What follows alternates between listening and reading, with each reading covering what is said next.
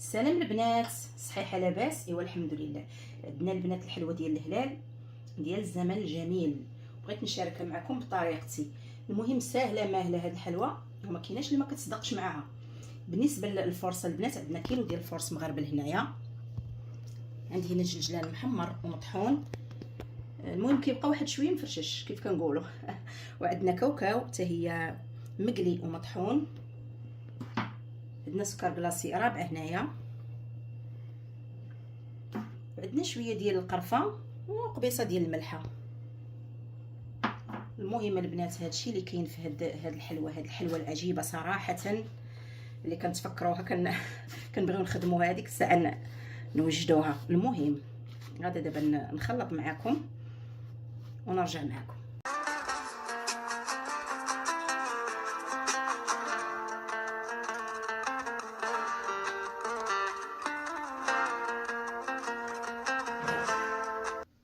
المهم البنات بعد ما خلطنا الدقيق مع هاد المقادير اللي قلت لكم، عندنا هنا نص لتر ديال الزيت. غادا نخلط هاد الحليوه البنات وغنرجع معكم.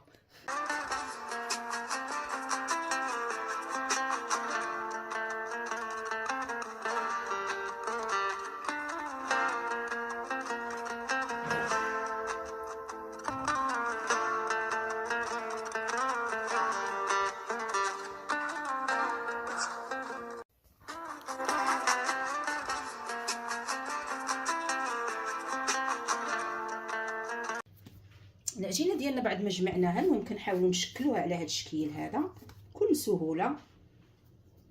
ساهله ماهله اختي هاد الحليوه هذه، نوضوا ديروها ما تعكزوش عليها، وكتجي صراحه كتجي بنينه ودغيا كتوجد. انا راه كنطيبها في الفران على برا.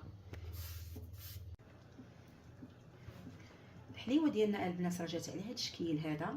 حليوه صراحه كتجي عجيبه، وانا باش كتعجبني هاد الحلوه بدون خميره صراحه. انا ما كنقدرش نقاوم هاد الحلوه الهشاشه ديالها.